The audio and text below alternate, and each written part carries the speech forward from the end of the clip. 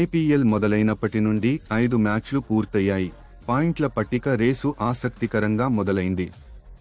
ఎందుకంటే మనం ఒకసారి చూస్తే ఈసారి అన్ని జట్లు అద్భుతంగా ఉన్నాయి. అందరి దగ్గర బ్యాటింగ్ ఆప్షన్లు బాగా కనిపిస్తున్నాయి. బౌలింగ్ కూడా చూస్తే అదిరిపోతుంది.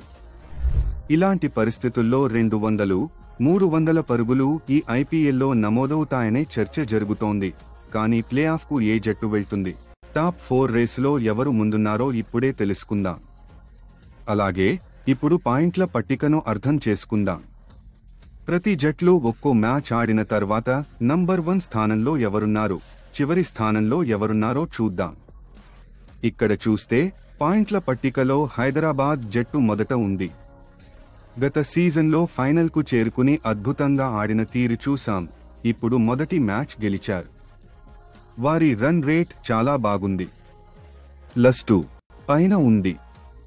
కాబట్టి వారు పాయింట్ల పట్టికలో నంబర్ 1 స్థానంలో ఉన్నారు. అలాగే నంబర్ 2లో చూస్తే ఆర్సీబీ టీం కూడా మొదటి మ్యాచ్ గెలిచింది. కానీ రన్ రేట్ చూస్తే హైదరాబాద్ కంటే కొద్దిగా తక్కువగా ఉంది.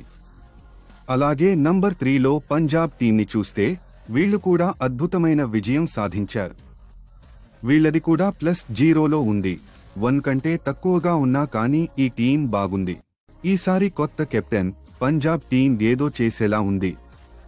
ఇది టాప్ 4లోకి చేరవచ్చు.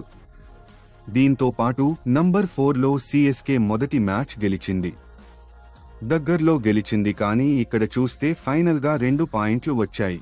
ఇది నంబర్ 4లో ఉంది. 5లో డీసీ ఉంది. వీళ్లు అద్భుతంగా మ్యాచ్ గెలిచి లక్నోను ఓడించారు.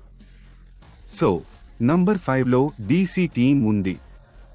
దీంతో పాటు చూస్తే నంబర్ 6లో లక్నో కనిపిస్తుంది. వాళ్ల ఖాతా ఇంకా తెరవలేదు. నంబర్ 7లో ముంబై ఉంది. 8లో జీటీ ఉంది. గెలిచే మ్యాచ్ దాదాపు ఓడిపోయారు. ఆ తర్వాత 9లో కేకేఆర్, చివరి స్థానంలో రాజస్థాన్ టీం ఉంది. ఇప్పుడు కేకేఆర్పై పుంజుకుని పాయింట్ల పట్టికలో చోటు దక్కించుకునే అవకాశం రాజస్థాన్కు ఉంది. అయితే ఈ మ్యాచ్లు ముగిశాక హైదరాబాద్, ఆర్సీబీలు తొలి జట్లలో బలంగా కనిపిస్తున్నాయి. చెన్నై తరచుగా రేసులో ఉంటుంది. కానీ ఇతర ప్రదేశాల పిచ్లు మరియు వారు పరుగులు చేసే విధానాన్ని బట్టి పంజాబ్ మరియు ఆర్సీబీ వంటి జట్లు 250 లేదా 240 పరుగులు చేయడం వంటి అదే చరిష్మాను చెపాక్ వెలుపల సీఎస్కే చేయగలదా అనే ప్రశ్న తలెత్తుతుంది.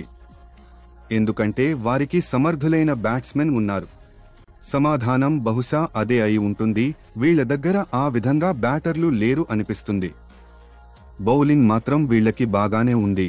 కానీ ఈసారి ఛాలెంజ్ ఏదైనా ఉంటే అది రాజస్థాన్కి ఉండబోతుంది. ఎందుకంటే వాళ్ల టీం ఉన్న విధానం. మొదటి మ్యాచ్లో హైదరాబాద్తో 240 రన్స్ చేశారు. కానీ ఓపెనింగ్లో మీరు చూస్తే సంజు, జైస్వాల్, మిడిల్ ఆర్డర్లో మీరు చూస్తే రాణా, రియాన్ పరాగ్. ఇది కొంచెం కన్సర్న్గా ఉంది. ఏ విధంగా వాళ్లు అక్కడ నుండి తిరిగి వస్తారు? బౌలింగ్ చూడాలి. తొలి మ్యాచ్లో ఓడిన కేకేఆర్కు బౌలింగ్లోనూ చాలా ఇబ్బందులు ఎదురవుతున్నాయి. రాజస్థాన్, కేకేఆర్, లక్నో ఇలా అన్ని జట్లు తీవ్రంగా పోటీ పడుతున్నాయి. బౌలింగ్ ఎలా సాగినా ఈ జట్లకు ఎదురు దెబ్బ తప్పదు. అదే సమయంలో మైదానంలో విపరీతమైన పోటీ ఉంటుంది. ఆర్సీబీ, హైదరాబాద్ మ్యాచ్ల ప్రస్తుత పరిస్థితి చూస్తే, ఎందుకంటే రేపు హైదరాబాద్కు లక్నోతో మరో మ్యాచ్ ఉంది. అక్కడ పాయింట్ల పట్టికలో ఏ జట్టు ఆధిపత్యం చెలాయిస్తుందో తేలిపోనుంది. మీ అభిప్రాయం ఏమిటి?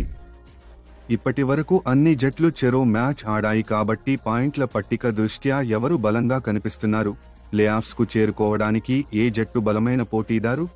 ఎవరి టీం బాగున్నట్లు అనిపిస్తోంది? ఖచ్చితంగా కామెంట్ చేయండి. మీరు టైమ్స్ నౌ వార్తలకు కొత్తవారైతే ఛానల్ను సబ్స్క్రైబ్ చేసుకోండి.